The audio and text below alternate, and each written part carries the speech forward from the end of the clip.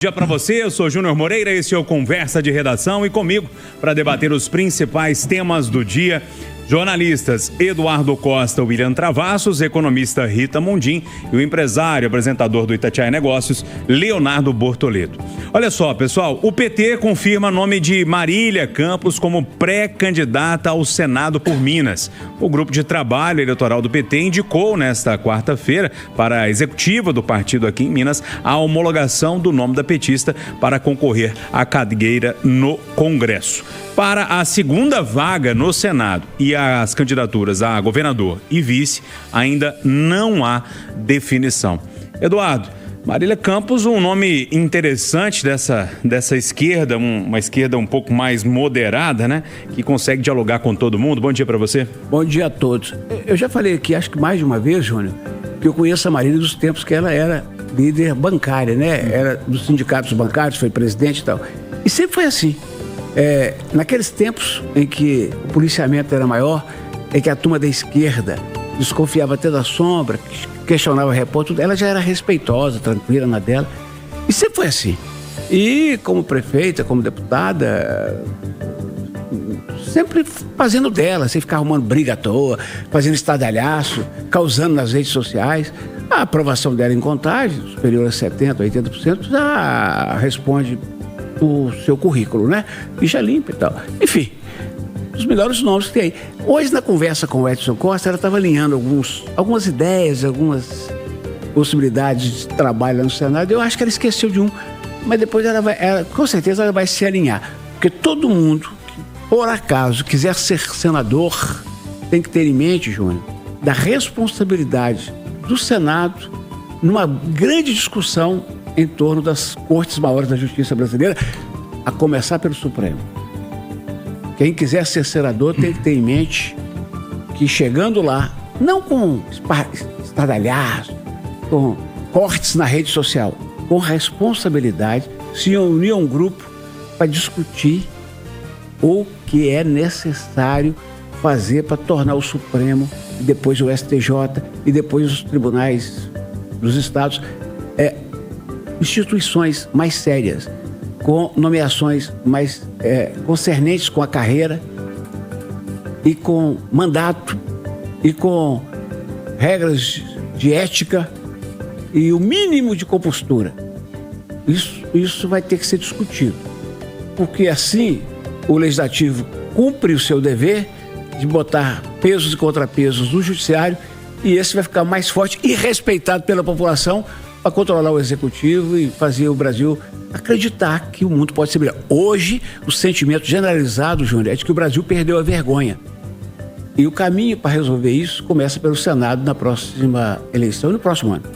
Ô Rita Mundim, o tabuleiro se mexendo aí para essa vaga no Congresso Federal. Bom dia para você. Eu fico muito feliz pela qualidade, né, dos nomes que foram anunciados hoje, né? A gente vê que a Marília, ela é prefeita em uma cidade industrial. Então é uma cidade com muitos empresários, uma cidade responsável por grande parte do PIB de Minas Gerais. E ela tem um trânsito muito bom, sem perder, né, aquela gestão do social.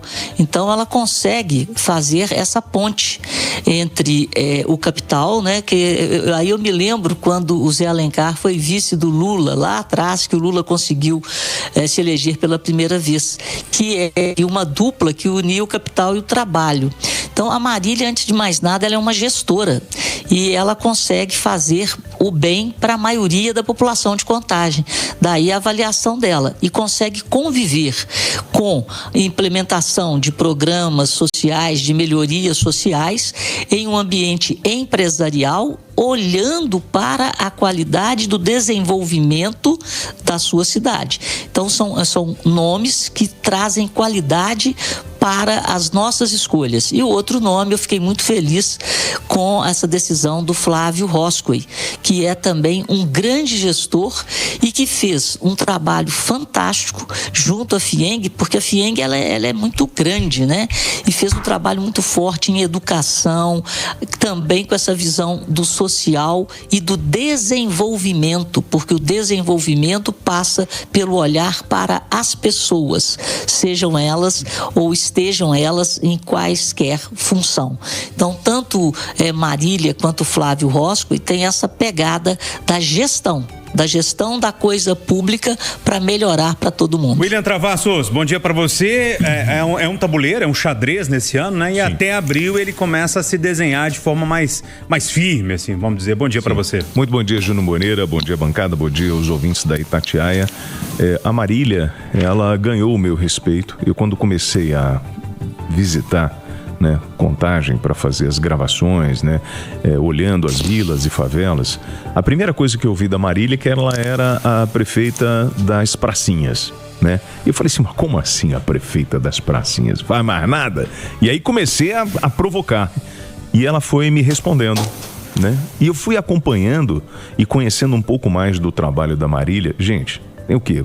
4 gestões à frente da prefeitura, né? É uma prefeita que tem uma aprovação absurda e ela é, por incrível que pareça, né, a prefeita que tem ali, quando o Bolsonaro concorre, ele ganha a votação em Contagem, mesmo tendo uma prefeita do PT. Então, assim, você tem um público conservador que enxerga na Marília não uma militante do PT. E a Marília é isso, ela é uma pessoa que eu acho que serve como exemplo. Porque, entenda, ela é a pessoa que está à frente aí desse consórcio das prefeituras da região metropolitana com o objetivo de reunir o maior número de prefeituras para poder comprar equipamentos de segurança, por exemplo. Ela é aquela prefeita que conversou com o FUAD, né, para melhorar a Lagoa da Pampulha. Ela é aquela que conversa com todo mundo, ela faz a política como tem que ser feita e não é radical, cara. É uma pessoa que merece o meu respeito, então assim, desejo muito sucesso à senhora, pelo trabalho que a senhora vem fazendo, né? E eu vou falar uma coisa aqui, eu posso estar, me perdoem os senhores, mas assim, a Marília, ela ela tá maior do que o PT. Vamos falar a verdade. Na verdade, o PT precisa da Marília, a Marília não precisa do PT. Leonardo Bortoleto, bom dia para você. Até agora unanimidade aqui, um nome, segundo os nossos comentaristas, um nome bom para disputar o Senado. Bom dia.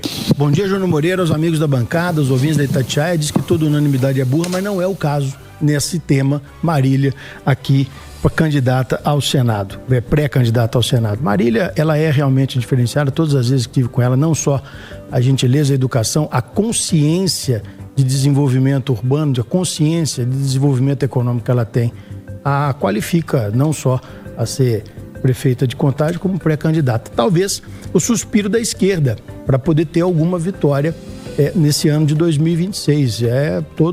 Toda a análise de Senado diz que uma das vagas é com certeza absoluta da direita, com chance de 2.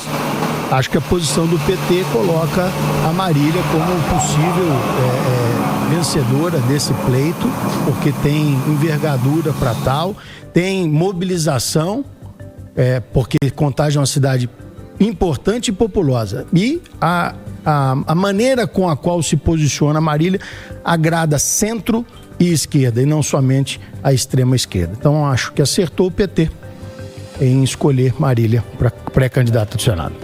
Vamos continuar falando de eleição? O governador de São Paulo, Tarcísio de Freitas, deve visitar Jair Bolsonaro pela primeira vez desde que o presidente ou o ex-presidente passou a cumprir pena em uma unidade prisional. Isso deve acontecer hoje. O encontro, autorizado pelo ministro Alexandre de Moraes, do STF, deve ocorrer ali por volta das 11 horas da manhã até 1 hora da tarde. Até então, o último encontro entre os dois aliados havia ocorrido em agosto do ano passado, quando o ex-presidente estava em prisão domiciliar. Há uma expectativa, Eduardo Costa, de que Tarcísio possa fazer um anúncio de apoio à candidatura de Flávio Bolsonaro à presidência da República. É fácil de compreender. E eu não conhecia, eu acho que 99% dos brasileiros não conheciam o Tarcísio antes do ministério dele com Bolsonaro. Ele é grato, tem demonstrado isso, tem que ser mesmo. Imagino que ele vai falar sim. Agora, ô Júnior, eu falei ontem, vou repetir hoje, tá? Eu acho que tanto aqui quanto em plano federal, ou seja, tanto para a presidência quanto o governo de Minas, muitas águas vão rolar. O governador Hélio Garcia, que não está nesse plano mais, falava que a eleição começava depois de 7 de setembro, sabe? Essa, especialmente, vai esquentar... Setembro do ano anterior? Não, do mesmo ano. Do mesmo ano? Essa vai esquentar depois de 7 de setembro desse ano, ou seja, faltando aí 3 semanas para a eleição.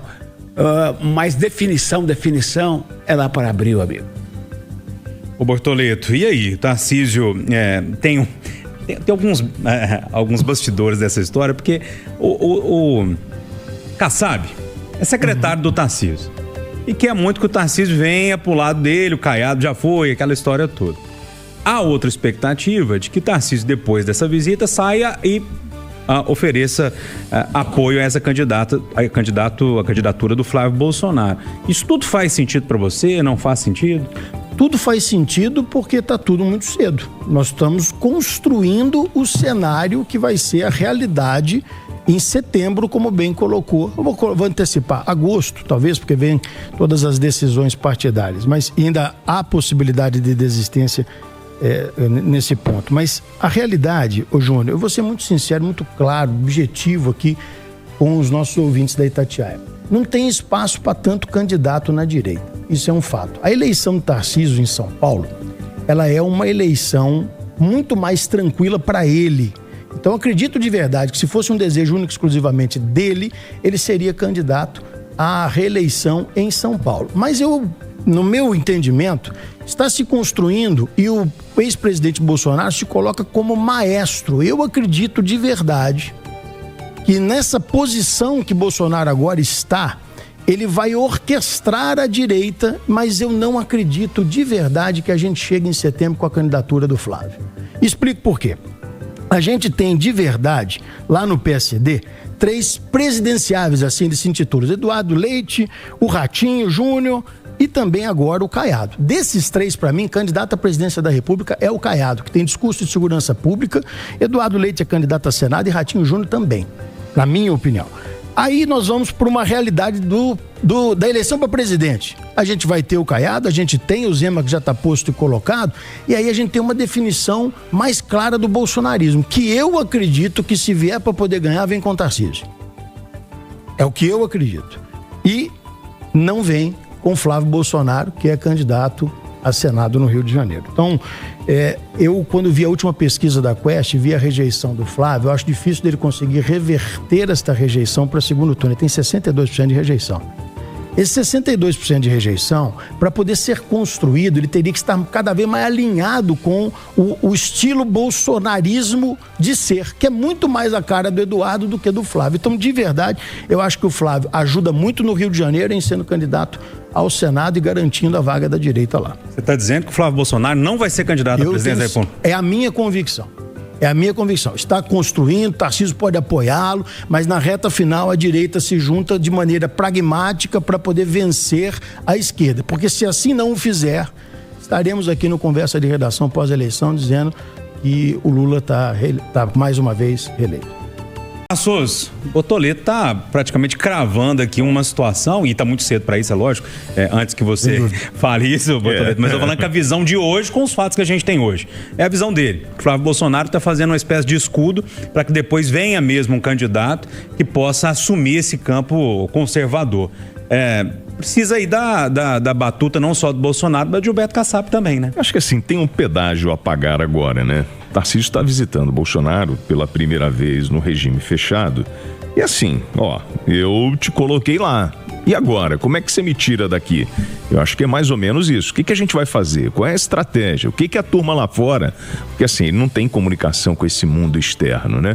Então, o que a turma lá fora tá tramando? Como é que é? Vocês vão abraçar o meu filho vai, não vai, e aí entra nessa coisa do acordo, teu filho tem muita rejeição. O que a gente pode achar é encontrar um caminho para ele ir pro Senado. Então, assim, o desenho, né? Porque não é... Entenda, a gente já percebe que os ânimos estão mais calmos entre a família Bolsonaro e o Tarcísio. Eles agora vão fazer o ajuste para ver o que é melhor. E eu não duvido que o desenho seja esse aí que o Bortoleto traçou. Agora, quando o Bortoleto fala não tem tanto espaço para esse número de candidatos na direita, isso deve incomodar muito a esquerda, né? Que tenta encontrar candidatos e fala assim, cara, a gente não acha, né? A gente não tem um candidato bom para falar assim, ó, esse é o cara. A gente fica ali ainda, elas estão ainda limitadas ao Lula, ao dono de tudo, ao senhor do castelo, que fica olhando ao seu redor, tentando encontrar um personagem capaz de enfrentar esse batalhão da direita. Mas ter muitos candidatos é bom ou ruim, William? Eu não sei, eu tenho essa dúvida. Eu também não sei, porque aí vem o caso da vaidade. Porque, por exemplo, quando o Bortoleto fala, você vai escolher entre Caiado e Zema, né? O Zema tem fôlego para encarar uma presidência da República, né? Essa postura do Zema, por exemplo, no estado de Minas Gerais, pode comprometer um cara que já entregou a batuta muito antes, né, para o seu vice com o objetivo de reelegê-lo aqui no estado de Minas Gerais. O Caiado tá na luta até o fim, né, e não larga o osso. Está lá defendendo o estado de Goiás. Aí a gente tem que pensar muito como isso, a população está lendo, né? Como, por exemplo, qual é a tradução da população do estado de Minas Gerais, nesse colégio eleitoral tão forte, sobre a administração do Zema durante seu mandato? Ô Rita Mondin, e esse tabuleiro aí para as eleições lá em nível federal para presidente, hein? Pois é, Júnior. Hoje eu estava ouvindo a coluna da Berta. Eu achei que ela se colocou muito bem. E aí a gente tem que ficar de olho no Kassab. Porque o Tarcísio é uma carta na manga, tanto para o Kassab quanto para o bolsonarismo. E o que a gente tem que ver é como é que eles vão começar a tratar a sucessão em São Paulo. Então, se a sucessão em São Paulo começar a ser tratada com um nome que não seja o do Tarcísio, é porque essa carta na manga está ficando cada vez mais forte para ser a opção da direita, que ele não tem rejeição nem no bolsonarismo e nem na direita. Então, o Tarcísio é aquele ali, ele está ali à disposição. Ele teria, acredito que como candidato ao governo de São Paulo, ele teria grandes chances, né, muito bem avaliado. Então ele está na dele ali, pronto para servir ou ao estado de São Paulo ou ao país. Sendo que existe uma vontade muito grande do país, fora partidos, de que ele seja o candidato de direita pela qualidade que ele tem como gestor. Então, é acompanhar o PSD, o Kassab, né, com seu partido que é tão forte, o PSD, e o Kassab, eu estava lembrando, né, antigamente era o PMDB, hoje não. Quem dá as cartas, quem quer o poder aqui, o poder ali e o poder... o Kassab está em todas. Ele está no governo do Lula, ele está no centrão, ele está na esquerda, está na direita. Então vamos ficar de olho nessa movimentação de peças, onde ele concentra bons nomes da direita no partido dele. Tem o Tarcísio também, consolidando aí o partido dele como o provável indicador, né, do candidato da direita, e com muita força pelo movimento que ele está fazendo. Vamos ver o que acontece. Hoje, pelo que a gente acompanha, o Kassab realmente é o homem mais forte da política no Brasil, né? Disparado. Esquece Lula, esquece Bolsonaro, é o cara que dá as cartas. Mas bom, a gente tem um minutinho aqui, eu preciso falar desse assunto, porque a Anvisa autoriza o cultivo de cannabis medicinal no Brasil, que restrito a empresas, lógico, associações e pesquisa. A decisão autoriza também a venda em farmácias de manipulação e permite a comercialização de medicamentos para uso bucal, sublingual e dermatológico, Eduardo. Boa decisão da Anvisa? Ótima. Gente, a Anvisa, a Agência Nacional de Vigilância Sanitária, não está fazendo porque quer. Ela recebeu uma ordem do Superior Tribunal de Justiça para fazer essa regulamentação, porque hoje não há mais discussão em parte da comunidade científica da importância de determinada substância da planta, né, na maconha, para poder controlar convulsões. Aqui na Itatiaia nós falamos disso há 20 anos. Há 20 anos eu recebi aqui um médico, Leandro Ramires, que tem um filho chamado Benício, que tem convulsões e que melhora quando usa essa substância. Então vamos repetir. É um esforço para tornar a vida de pessoas atípicas ou pessoas com doenças ligadas aí ao sistema nervoso a viverem melhor. Não é liberação da maconha. Bortoleto, 10 segundinhos para você. Libera? Tá certo liberar? Libera sim, com todo o controle e rigor que a Anvisa tem em condições de poder fazê-lo, mas libera sim porque os benefícios são comprovados. Para você, 10 segundos, William. O mercado global de cannabis movimentou no ano passado 18 bilhões de dólares. Segundo o levantamento do Banco de Montreal, chegará a 194 bilhões até 2026 de dólares. O lobby é muito grande, né? O mercado... Oi. Complica não. Uma coisa tem nada a ver com a outra. Como não tem? É o grande mercado, é medicinal, daqui a pouco vem deixar a Rita falar, porque tá estourando o tempo do programa. Rita, 10 segundinhos para você. Demorou, é ciência, está comprovado os efeitos positivos da cannabis. É por aí mesmo. Às vezes parece que queimou. Não, você não tá... Ponto final, nosso Conversa de Redação. TV Eduardo Costa, Rita Mundinho, William Travassos e Leonardo Bortoleto. Agora o Assinantão. Mais informações ao longo do dia, de hora em hora no Itatiaia. Gente, bom dia pra todo mundo. Tchau.